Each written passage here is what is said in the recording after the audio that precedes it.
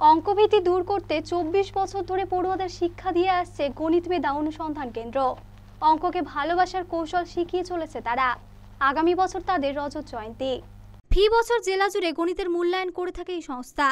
মেধা তালিকায় থাকা পড়ুয়াদের পুরস্কৃত করার পাশাপাশি সফলদের শংসাপত্র দিয়ে উৎসাহিত করা হয়।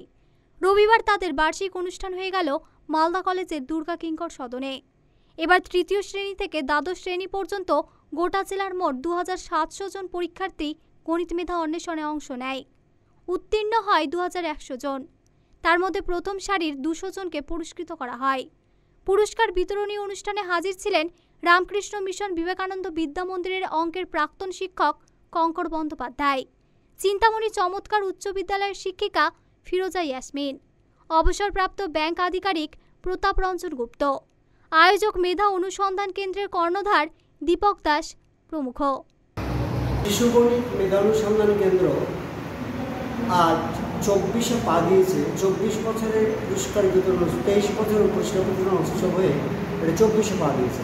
আগামীতে আমাদের 25 বছর বর্ষ অর্থাৎ রজত জয়ন্তী বর্ষে পদার্পণ করছে।